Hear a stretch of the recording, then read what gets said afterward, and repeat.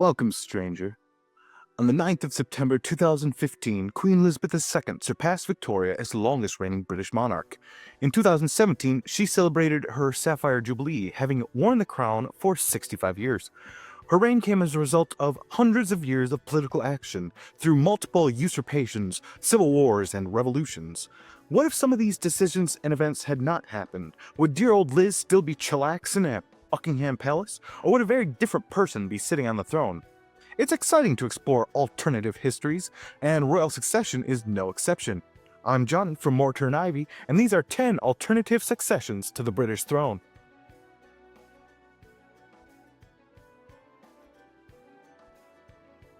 Number 10. The Cromwells. Elected a member of Parliament in 1628, Oliver Cromwell perhaps would never have guessed to what heights his political career would grow. After joining the English Civil Wars on behalf of the Republican Roundheads, Cromwell would go on to lead his new model army to victory against the Royalist farces in 1649, subsequently signing the execution orders for King Charles I.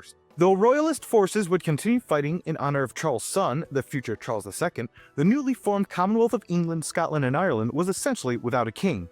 Opting not to adopt the title after being offered the crown multiple times, Cromwell chose to be Lord Protector instead. He reigned over the British Isles for 5 years before dying of multiple infections. After his death, his son Richard was declared Lord Protector in his stead. Not too keen on the role, Richard Cromwell was easily overthrown, and King Charles II was invited out of exile and the British line of succession was re-established, to which it remains this day. But what if the monarchy was not re-established? What if the Cromwell clan continued reigning for generations after? Who would currently hold the short-lived title? It's not actually known for certain. Richard Cromwell had many children, and records from there share some dispute. One option is Catherine, the Duchess of Kent. Her Royal Highness, the Duchess of Kent, is currently married to the Duke of Kent, Prince Edward, first cousin to Queen Elizabeth II. Had things have been different, she might have been Lady Protector instead. However, as all her children and grandchildren are ineligible to reign as either being Catholic or married to a Catholic, the Protectorate would likely pass to another branch of the family. Though in this reality, the 1701 Act of Settlement might not have been signed, leaving Catholics able to rule, or should I say, protect, the Commonwealth. Number 9. Absolute primogeniture from Queen Victoria. In 2015, the governments of all 16 Commonwealth realms enacted absolute primogeniture, that is, succession of the eldest child regardless of gender. Before then, male heirs were preferred to female, therefore the Queen's youngest son Edward would succeed before his older sister Anne the Princess Royal. Now this act only applies to the children of William and Kate and onward. It does not affect the current line as it is not retroactive. Though were it to have been applied retroactively back to, say, Queen Victoria, the story would be very different. Rather than pass to her second-born son Edward VII, succession would apply to her firstborn, her daughter Victoria. From Victoria, the line of succession would pass through the Prussian royal family, dear old Kaiser Bill, on down to a woman named Frederica von der Osten, the oldest child of Princess Felicitas, who died in 2009. But this is completely hypothetical, and Mrs. von der Osten poses no threat to good old Charlie. Number 8. Margaret's Half a Crown. As outlined in works by Jane Austen, there is an old act in British inheritance law known as entailment, in which in the absence of a will, all property is to be transferred en masse to the eldest son. Upon a lack of a male heir, all property is to be divided equally among one's daughters. Now, the title and throne of supreme ruler of the British Empire was not in mind when this law was written, and in modern times this obsolete law is fairly ignored. As it was assumed the elder daughter Elizabeth would inherit her father's status, a will was not required from the ailing king. But if Parliament really wanted to nitpick, they could have hypothetically enacted this antiquated custom and divided the throne between Elizabeth and her sister Margaret, akin to William III and Mary II's joint rule, the Frankish customs of the Carolingians, or modern-day Andorra. Upon Margaret's death in 2002, her half a crown would then pass to her eldest son, David Armstrong Jones, the Earl of Snowdon, who would rule as a joint monarch. His heir apparent would be his son Charles. The United Kingdom would have 2 heirs apparent named Charles. Number 7. The Tudor heir. Henry VIII specified in his will were his line to end, which it did, his throne was to pass to the descendants of his sister Mary, and so upon the death of Elizabeth I, it would have gone to her cousin Lady Jane Grey, except that Elizabeth's sister Mary had Jane executed some 50 years earlier. Instead of passing to Mary Tudor's next in line, the throne was given to the descendants of Mary and Henry's sister Margaret, the reigning monarchs of Scotland, against Henry VIII's will. Had Henry's will carried properly, the throne would have instead gone to Edward Seymour, the nephew of Lady Jane Grey from her sister Catherine. From Edward, the throne would pass to current-day lords and ladies of Kinloss. Mary Freeman Grenville, the 12th Lady Kinloss, on learning of her stolen birthright, exclaimed she wouldn't take the job for all the tea in China. "I have quite enough to do," she said, looking after a family of 3 while attending the House of Lords 3 times a week. As some considered Edward Seymour illegitimate, one alternative to this alternative would be Lady Anne Stanley, the great-granddaughter of Mary Tudor. As her line becomes extinct, it then passes to the descendants of her sister Frances. Through Frances, the throne then passes through the Egerton and Villiers families to Lady Caroline Ogilvy, daughter of the 9th Earl of Jersey at this present. Her heir apparent would be her son, one Timothy Meghan, CEO of Paperchase Stationery Manufacturers. Number 6. The Abdication of Richard II. On the 29th September 1399, Henry Bolingbroke was crowned Henry IV of England following the abdication of Richard II, except Henry wasn't next in line. That honor belonged to Edmund Mortimer, the descendant of Edward III's second surviving son, Lionel of Antwerp, the Duke of Clarence. Henry was the descendant of Edward's third son, John of Gaunt, and his first wife, Blanche of Lancaster. As Edmund's descendants married into the House of York, this alternative line would be short-lived, as the 2 lines would converge under Edward IV. Number 5. John of Gaunt. John of Gaunt married his mistress, Catherine Swynford, in 1396, and his children were then declared legitimized by King Richard II as well as the Church. However, they were barred from inheriting the throne. Were the Wars of the Roses to have played out differently, this may have been overturned. Instead, Henry Bolingbroke's line ended upon the death of Edward, the Prince of Wales, and Henry Tudor was crowned Henry VII. Were the descendants of Bolingbroke's younger half-siblings to have been given preference to Tudor, the crown would be in the possession of the Somerset family, Dukes of Beaufort. In August of 2017, would-be King David Somerset passed away, leaving his son Henry as the hypothetical monarch. Henry's heir apparent would be his son, also called Henry. Number 4. Matilda Jones. 7-year-old Matilda Jones of Doncaster discovered what resembled an ancient sword while having a casual swim in Cornwall's Dowsbury Pool. Immediately, news outlets were reporting the story's remarkable similarity with the legend of King Arthur, who received Excalibur from the Lady of the Lake in a similar fashion, some say even in the same body of water, and went on to rule Britain, defeat the Saxons, etc., etc. Despite the sword having been claimed by one Mark Wilkins, who put it there less than 30 years ago, adorable Matilda Jones is still the rightful queen in the hearts of millions around the world. Number 3. Anglo-Saxon claims. In 2007, English Heritage, a government-sponsored charity that identifies, surveys, and protects areas of historical significance, announced it was looking for a modern-day heir to the Anglo-Saxon rulers and heirs displaced by William the Conqueror in 1066. Which is odd because, as far as we know, the answer to that is simple. Edward the Confessor had no heirs, male or female. His grandnephew, Edgar the Atheling, likewise had no children, but he did have 2 sisters. His sister Margaret, later St. Margaret, married Scottish King Malcolm III. Her daughter Edith married Henry I of England, 4th son to William the Conqueror. Margaret's daughter Mary married Eustace de Boulogne, and their daughter Matilda married King Stephen of England. And from 3 of Margaret's sons, the Scottish royal succession continues until James VI of Scotland became James I of England, seemingly tying up loose ends. The only line from Margaret that doesn't merge into the Norman succession, essentially, derives from her eldest son Ethelred. From Ethelred, we receive the Earls of Fife and later the Dukes of Hamilton. Ironically, it is the duty of the sitting Duke of Hamilton to bear the crown for the reigning monarch during Scottish royal ceremonies. Forever the bridesmaid, never the bride. As for the heirs to Harold Godwinson, who tragically lost all Anglo-Saxon power in England after receiving an unfortunately placed arrow to the eye at the Battle of Hastings, little is certain.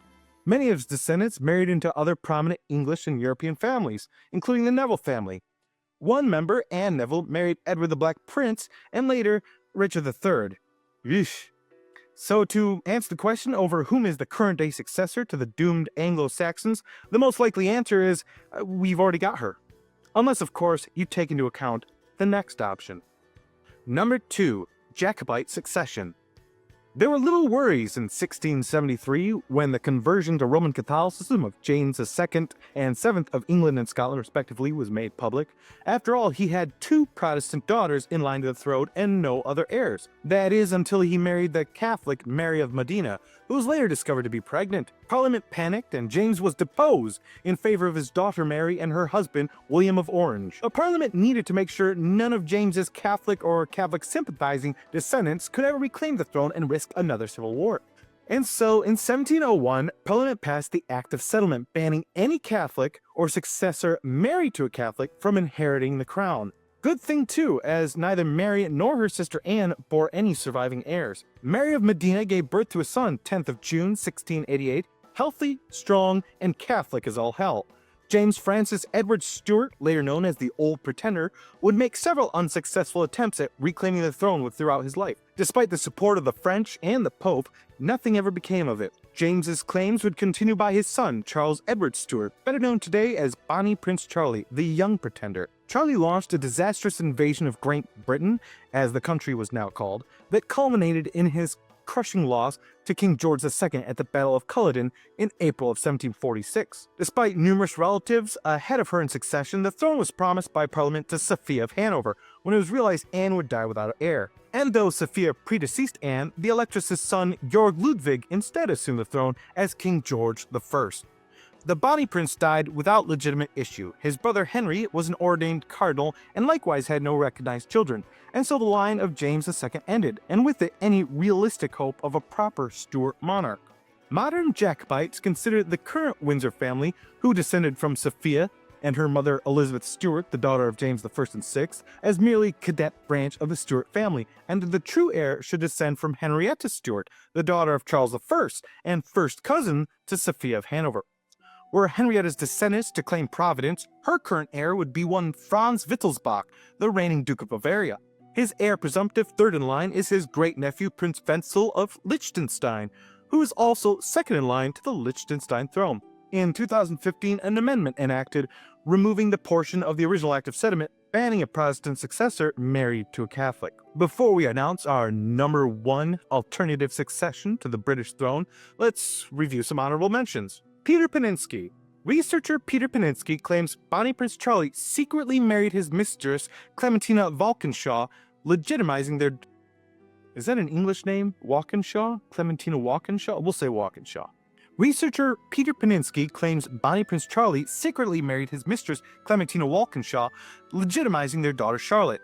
And though Charlotte too would bear illegitimate children, Paninsky claims she would eventually marry and bear a legitimate son, Antime, from whom Paninsky descends.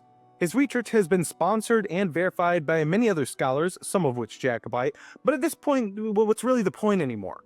Just give it a rest, buddy. Nobody cares. The Windsors. Had Edward VIII not abdicated, any children by him and Wallis Simpson, or whomever he would have married, would have been ahead of now Queen Elizabeth in order of succession. But he didn't, so there's no point wasting any more time talking of it.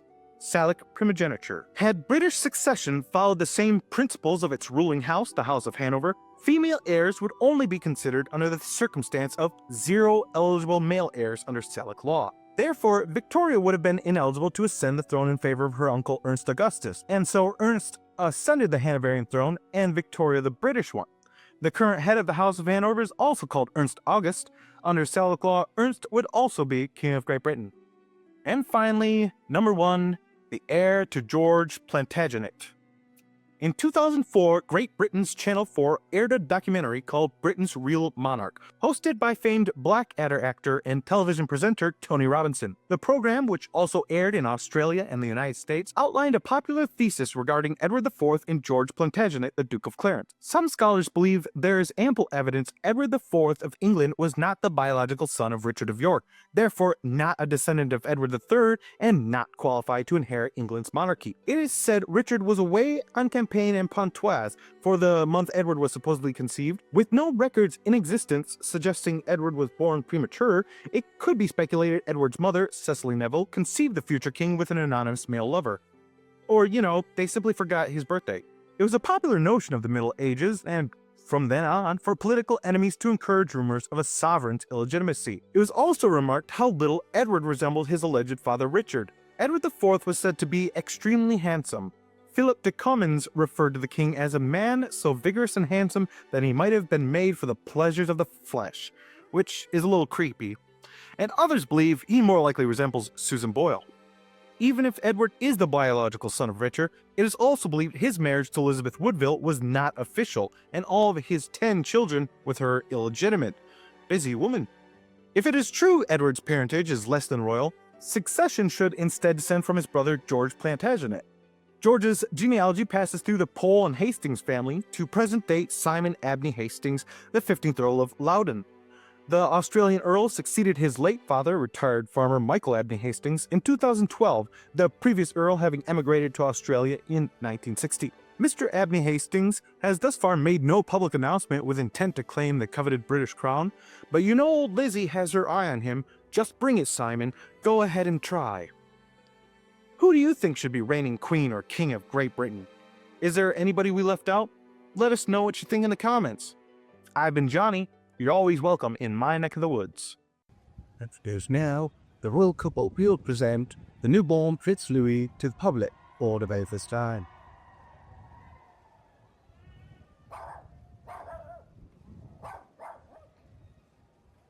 God, he is a beauty.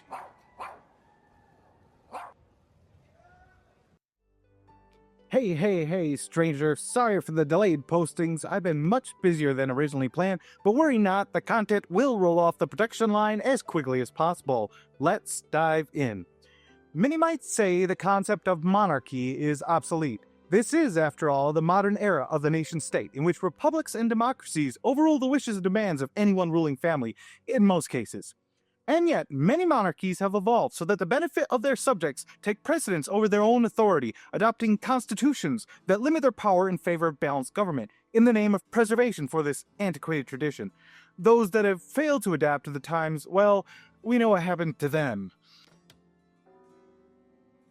While some countries have seen a range of families wear the royal crown, there are a privileged few that have managed to retain the same regal bloodline for hundreds, and in some cases thousands, of years. I'm Johnny from Mortar and Ivy, and these are 10 of the oldest royal families in the world. Before we continue with the program, I would like to remind you Mortar and Ivy is constantly releasing fresh new content similar to this, and by subscribing to the channel and flicking that notify bell, you can stay up to date with the culture and class of our glorious past. Right. When one speaks of dynasty, one typically refers to patrilineal succession, that is, along the male line through fathers and sons. In most cases, especially in Europe, a dynasty ends with a female sovereign, and a new one begins with her husband. This is how the Hanovers became the Saxe-Coburg-Gothas. With this list, we will forego these male-centric traditions and trace the families along any line to its earliest known ruling ancestor. After all, we at Mortar and Ivy are totes woke. Additionally, to qualify, these families must have governed realms geographically similar to their current sovereignties, but not necessarily equivalent. Borders, flags, and nation names come and go with the wind, and thus a ruling family of England or Scotland is qualitative to modern-day Great Britain, or vice versa.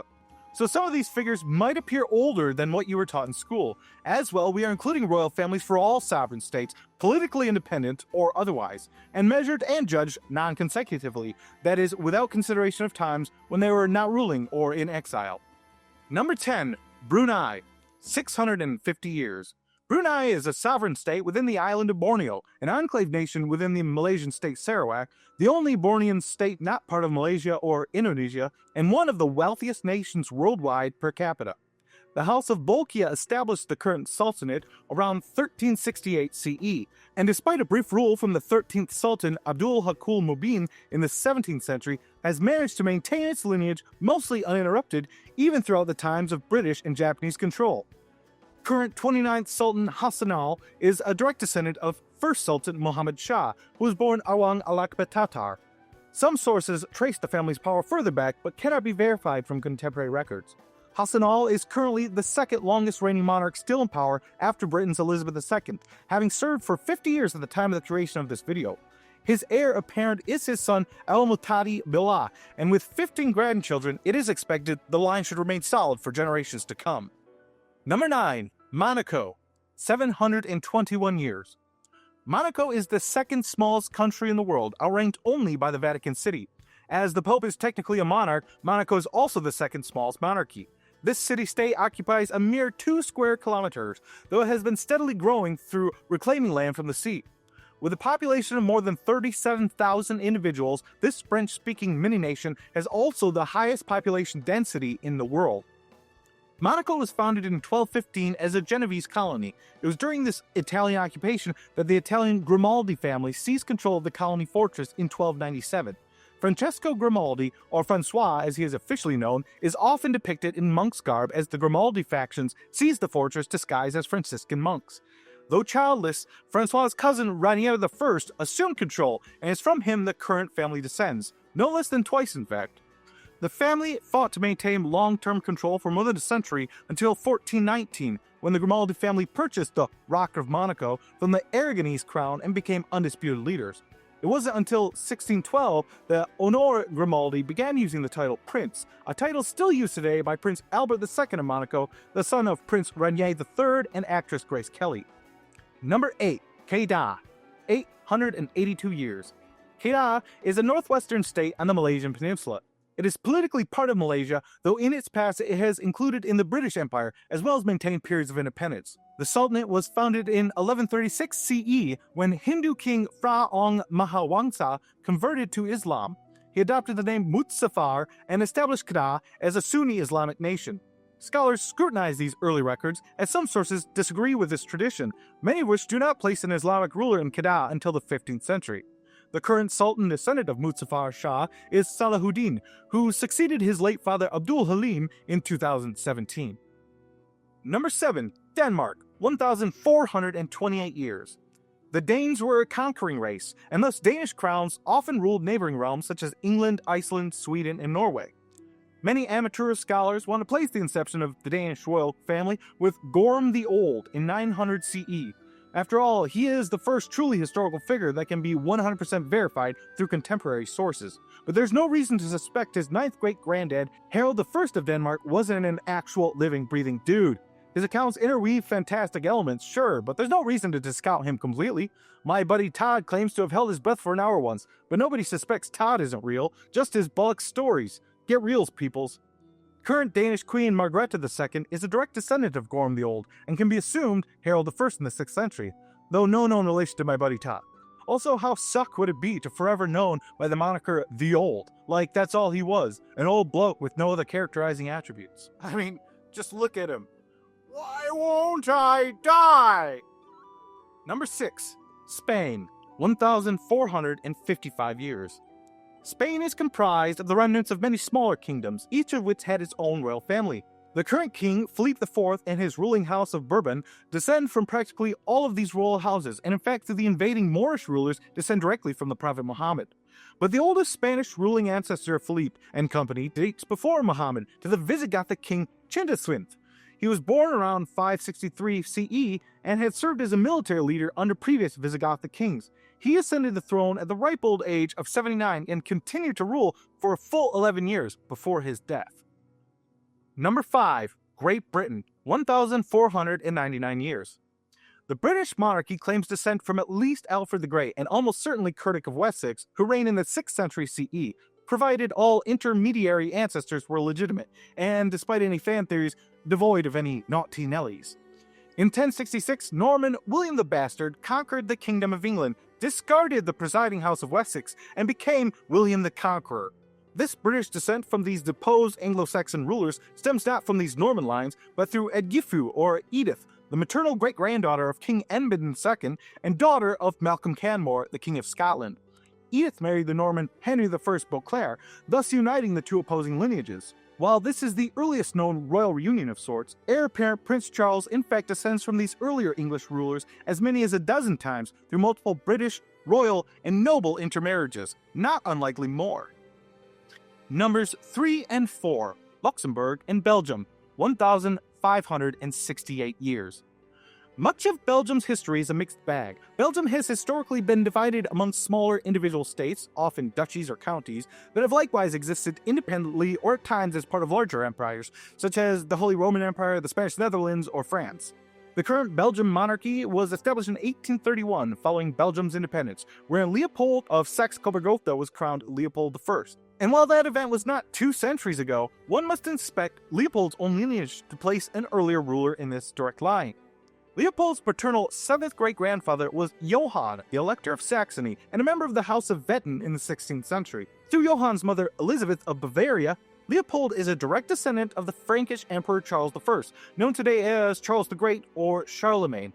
Charlemagne was the maternal great-grandson of Dagobert III, a previous Merovingian king of the Franks, who in turn was a descendant of Merovich, the founder of his eponymous dynasty in the 5th century. Merovich's Austrasian kingdom occupies modern-day Luxembourg and Belgium, as well as parts of Netherlands, West Germany, and eastern France. Like Belgium, Luxembourg's House of Nassau is likewise descended from the Merovingians, most notably through ancestor Robert the Strong, the great-great-great-grandson of Merovingian king Frederick III by his daughter Clotilde. Merovingians aside, Charlemagne alone produced at the very least 18 children, and scholars agree a very large percentage of Europeans descend from him. To discover a Capetian, a Carolingian, or a Merovingian in the pedigree of a European royal is akin to searching for a needle in a stack of nothing. Number 2. Karli, 2,320 years. The previous royal examples on this list hold no candles to the Bagration family of Georgian royalty. It might be a stretch to attach the royal families of Belgium and Luxembourg to the ancient Merovingian Frankish rulers. A further stretch is tracing the Danes to semi-historical legendary figures without confirmation of outside contemporary sources. Alas, these discrepancies do not apply to the ancient House of Bagrat. Sources abound in Latin and Greek of this esteemed family that had ruled over Kartli, Georgia, and ancient Iberia since the time of Seleucus, Alexander the Great's successor in Asia. Indeed, sources claim the office of Prince of Kartli, or as antiquities names it, Iberia, was installed by Alexander himself. Current Prince David Bagration is the great-great-great-great-great 2 hours later. great-great-great-great-grandson of Pharnavaz I, who ruled in the 3rd and 4th century BCE. This ancient royal line has stood unbroken and unchallenged for more than 2,000 years, making any competing European royal house look rather unimpressive. Before I reach number 1, I'd like to remind you to spam that comment section with your thoughts on royalty, ancient or otherwise. What do you think of this list? Have I left something out? Did I get something wrong? Feel free to politely offer your opinion. And finally, number 1, Japan, 2,678 years. The Japanese imperial family is indeed an ancient relic of its own. The imperial genealogy of the House of Chrysanthemum traces back beyond written history, and its more fanciful embellishments traces the family's origin to Shinto deities. Current Japanese Emperor Akihito inherited the throne 7th January 1989. He is by tradition the 125th Emperor of Japan, or Nippon, and descends directly from Japan's first emperor, Jimmu. While historical evidence for the first 29 emperors is a notch one-sided, history accepts subsequent rulers since 6th century Emperor Kinmei without much argument. According to Japanese myth, Jimmu and his progeny descend from the sun goddess Amaterasu. Jimmu established his kingdom in 660 BCE, after capturing Yamato and making the province his capital. That's around the same time as the first recorded Greek naval battle and the Assyrian siege of ancient Egypt. Modern-day Japanese celebrate this event 11th February as National Foundation Day, a tradition older than Christmas itself. That's our list. I hope you enjoyed it. What did you learn? Let us know in the comments. Thanks again for stopping by. I've been Johnny. You're always welcome in my neck of the woods. When Prince Harry announced his engagement to American actress Meghan Markle, it put the media and fans of the royal family in an absolute state of awe-filled chaotic wildfire. Stylish, talented, bright, and beautiful, Meghan became an immediate superstar and crown jewel in her own right. It was the second royal wedding to an American since Edward VIII's scandalous morganatic betrothal to Wallis Simpson that more or less led to his eventual abdication, and the first royal marriage to one of African-American descent. Despite being American, a commoner, and one of mixed ethnicity, it might come as a surprise to some that Meghan sports her own royal pedigree, and is actually a distant relation to husband and soon-to-be father to her own royal brood. As I said, distant relation, not the close, creepy kind favored by royals of the distant past, as well as the, well, recent past. I'm Johnny from Mortar and Ivy, and this is the Duchess of Sussex's Royal Roots.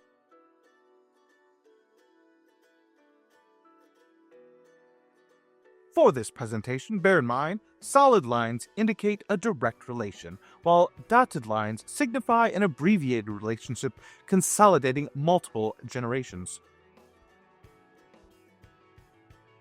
Through her father, Thomas Wayne Markle, Meghan is 21st great-granddaughter to Edward III. She descends from Edward III's third son, Lionel of Antwerp, the Duke of Clarence. From Lionel, this family link descends from Philippa of Clarence and Philippa's great-great-granddaughter Elizabeth Wentworth. Elizabeth Mortimer is the granddaughter of Meghan's ancestor Isabel Hildyard, but also Jane Seymour, the third wife of Henry VIII and mother to Edward VI, who died in childbirth to the boy king. Meghan is Seymour's first cousin, 15 times removed. This line then follows through the Skepper, Merrill, Smith, and Drake families to Meghan's grandmother Doris Sanders and modern day.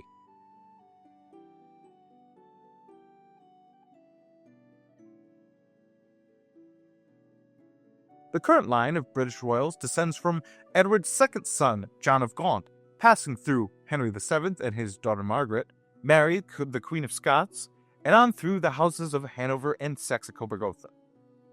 As you may have noticed, this dotted line from James VI and I connects to both Her Majesty the Queen and Prince Philip, as they are both direct descendants of Queen Victoria, and thus Henry VII and Edward III, etc. Meghan's royal roots don't end at England's northernmost border either. The royal bride traces her lineage to Scotland's hero king Robert the Bruce, who defeated England and gained independence for Scotland in 1314 from, guess who, Edward III. This line descends through wine merchant Roger Shaw, who emigrated from London to Plymouth, Massachusetts around 1637. His ancestor, James Shaw, married Christian Bruce, sometimes stylized Christina, in Yorkshire in 1490. Christian was the daughter of Saint David Bruce. Saint. He's a saint now. Christian was the daughter of Sir David Bruce, 6th Baron of Clackmannan and a direct relative of King Robert. The barons Clackmannan were of certain Bruce descent, and King David II of Scots referred to Thomas Bruce, Meghan's ancestor, as the senior-most member of the clan. But historians disagree exactly how. He is referred to as a distant cousin, an illegitimate brother, and even illegitimate son to Scotland's warrior king. All of this goes to show that maybe, just maybe, Meghan's style, pose, and skill as a recently branded royal isn't so much a spontaneously developed talent as in fact a genetically inherited trait. But that's rubbish in it. While it's fun to trace genealogical lines to important historical figures, by doing so we overlook the fact that we have the biggest hand in our destinies. Our progenitors play a valuable part in our existence, our genetic makeup, and our family ties. But in the end, the ball is in our own court, and what we do with it is up to us. The Duchess herself points out the ironies of descending from both royalty and slavery. In an essay for Harper's Bazaar, she says of the latter, "Perhaps the closest thing to connecting me to my ever-complex family tree, my longing to know where I come from, and the commonality that links me to my bloodline, is the choice that my great-great-great-grandfather made to start anew. He chose the last name Wisdom. He drew his own box. I've been Johnny. You're always welcome in my neck of the woods."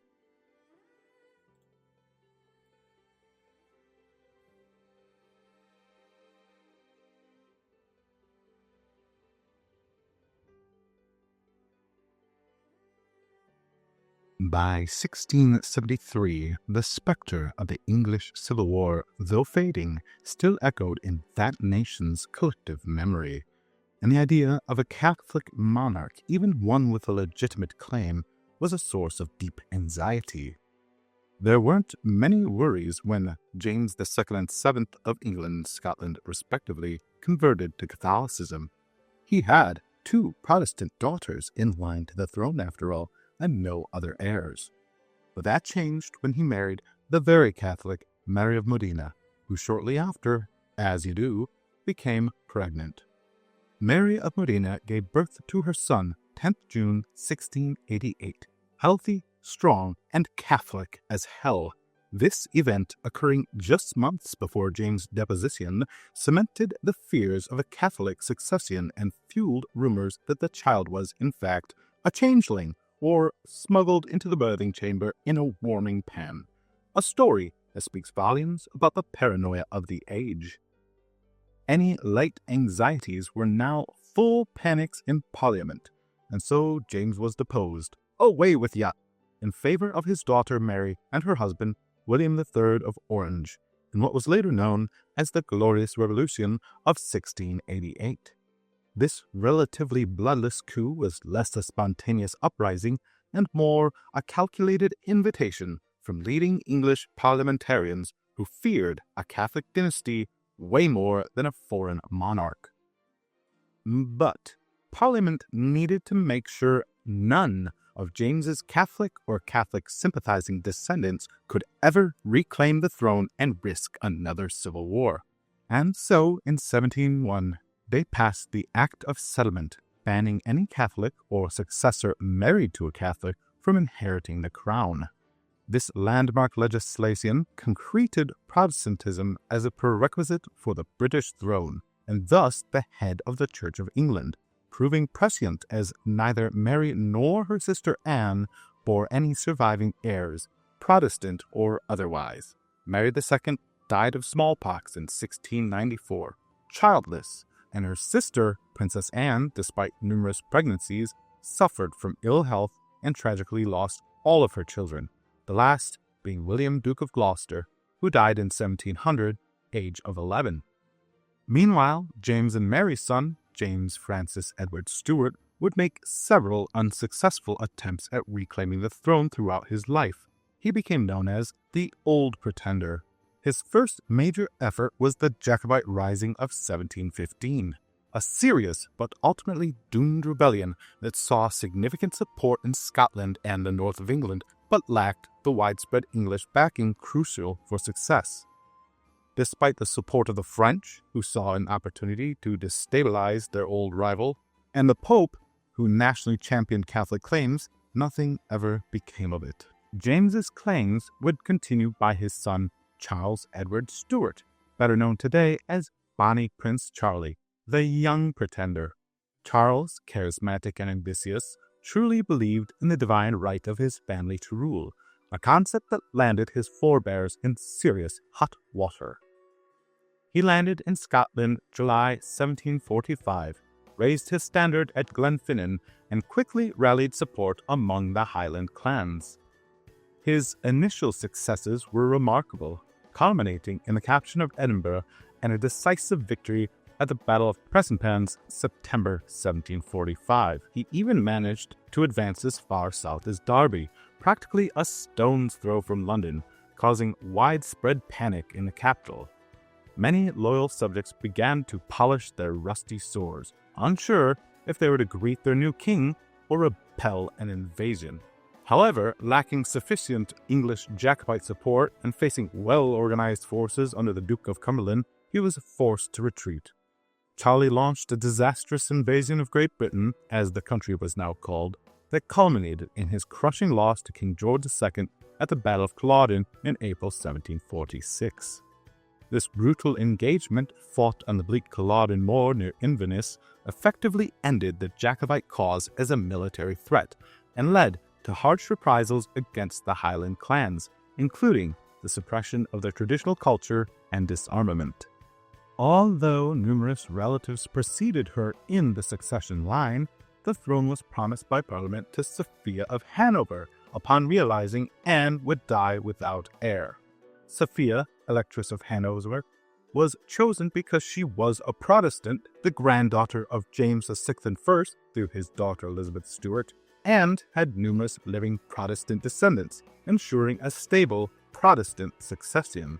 The Act of Settlement meticulously laid out the specific line of succession, bypassing dozens of Catholic heirs with closer blood ties to the throne. And though Sophia predeceased Anne, dying in June 1714, just weeks before the Queen herself, the Electress's son, Georg Ludwig, instead assumed the throne as King George I in August 1714, ushering in the Hanoverian era.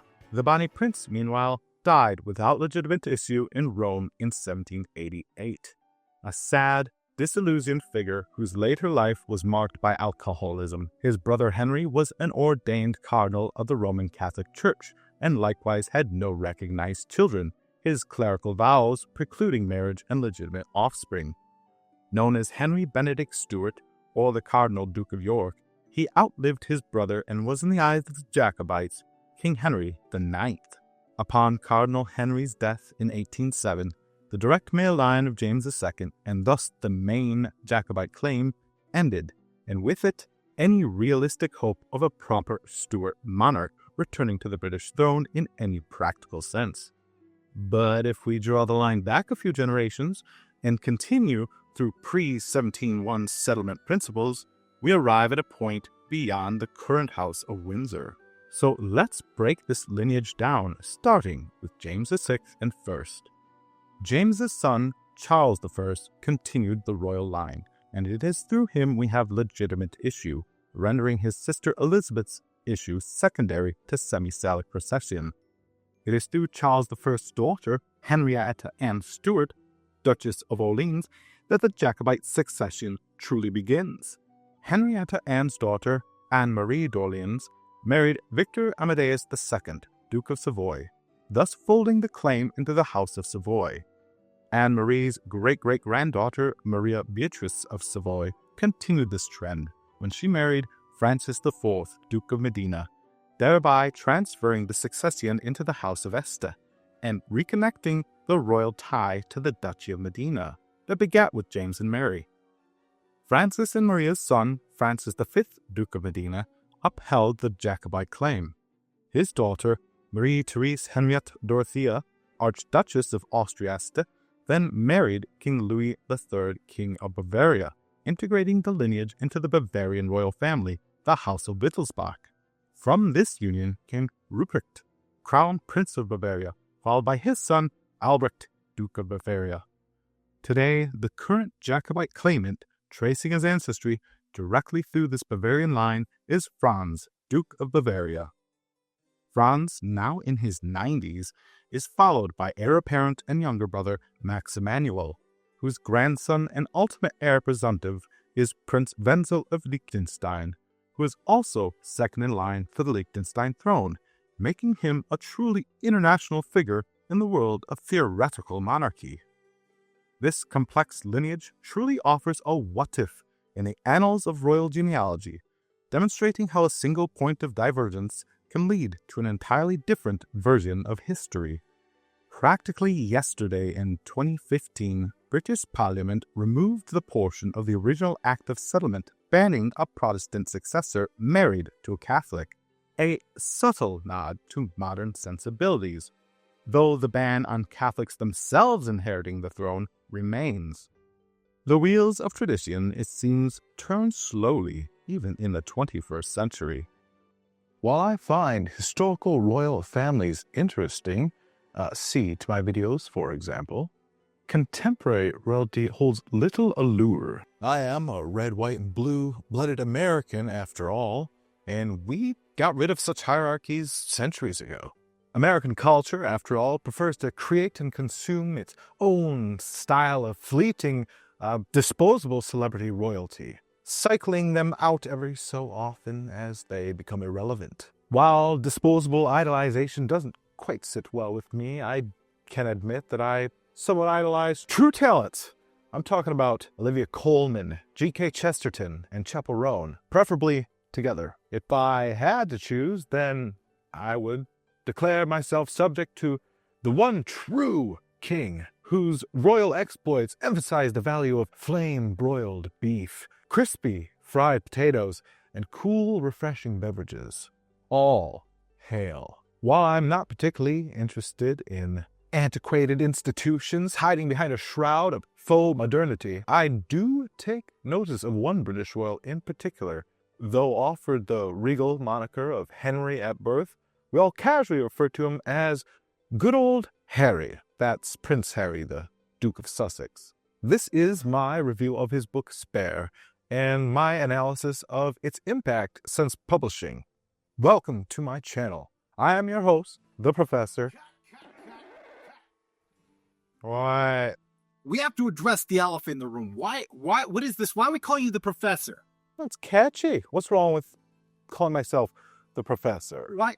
Because this isn't Doctor Who. We can't just call you by a title. You need something after it. Professor Blank. Professor Johnny? Maybe Professor Folklore Guy? What happened to Johnny the Folklore Guy? Johnny the Folklore Guy was a different guy. I am graduated since then. We can't just call you the professor. You're going to have to think of something more. If I am to call myself anything, I suppose you may call me Professor Dark Academia.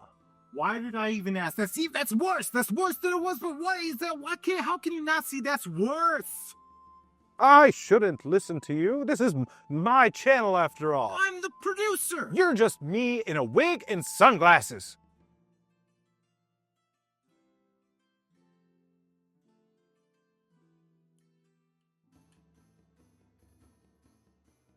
It's a fat cook. When most of us envision modern royalty, seldom do we consider realms of actual true power.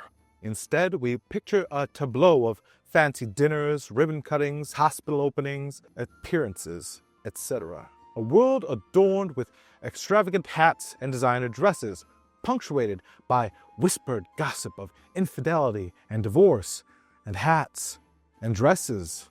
Pretty photos of silver spoons in gilded frames. Prince Harry's candid account of his 2 tours in Afghanistan were anything but any of that. Man was sweating in the sun.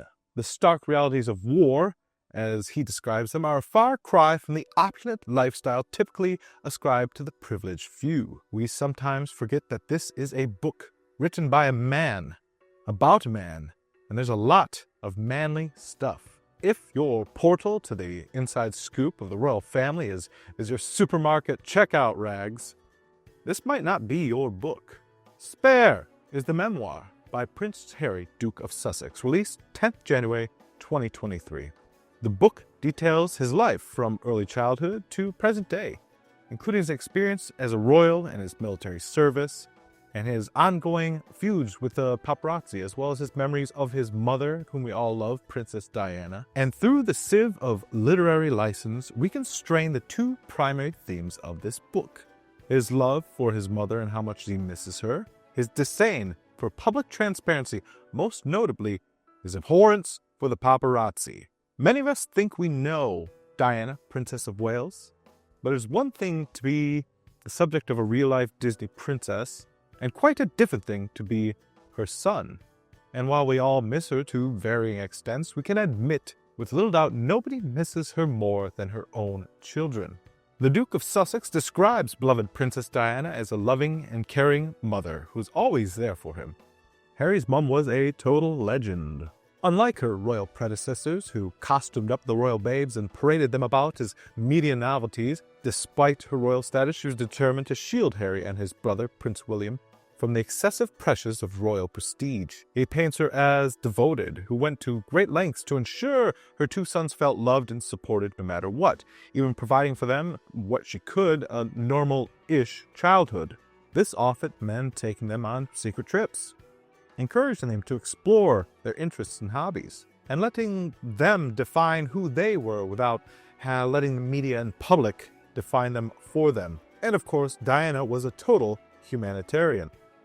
Africans, dyslexics, children, that sort of thing. Philanthropist? Yeah, that's exactly what it is. And this was one royal privilege she had no trouble sharing with her young sons. Princess Diana famously traveled to Angola to raise awareness about the devastating effects of landmines in 1997. She visited minefields and hospitals and met with survivors, using her platform to advocate for a worldwide ban on anti-personnel mines. She taught them the importance of humanitarian work in Angola, as well as her work advocating awareness of other serious issues such as homelessness in Britain, as well as several deadly diseases including AIDS and leprosy. And needless to say, the young princess caught the bug. The humanitarian bug, not leprosy. Harry has since assumed his mother's duties with both her landmine and HIV charity, even publicly taking an HIV test in 2016 to end the stigma. The brothers even face scrutiny with their feuding over African causes, almost to the point of showboating as lampooned by the media, which, let's face it, if people are receiving life-saving medicine, clean water, and safety from landmines, let the bastards showboat. Harry recalls Diana's infectious laughter, her zest for life, and her ability to connect with people from all walks. He describes her as a protector who is passionate about the plight of impoverished and underprivileged people and who used her platform to promote public justice.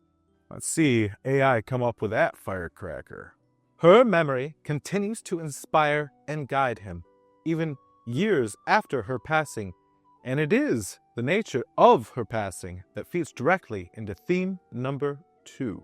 In Spare, Prince Harry delivers a scathing critique of the paparazzi, drawing explicit parallels to his mother's experiences, events in her life that would ultimately directly lead to the end of that life. He characterizes the relentless intruding into his personal space and violating his family's privacy as a source of immense mental and emotional distress, as well as a catalyst for his own mental health struggles.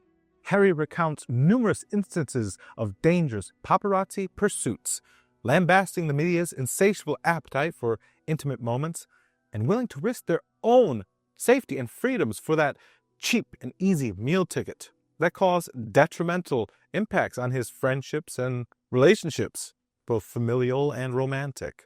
Harry criticizes the media's perpetuation of harmful stereotypes and misinformation, even accuses the paparazzi of exploiting his image for financial gain while disregarding the consequences of their actions.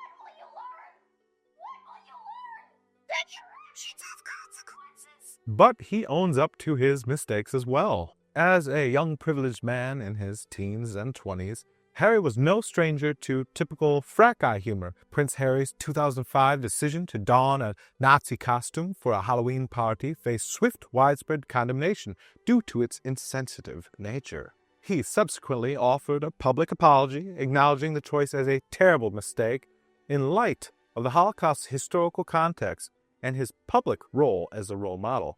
Similarly, his decision to play billiards in the buff at a Las Vegas hotel in 2012 and allow photography on the occasion by consenting acquaintances was the subject of similar public criticism.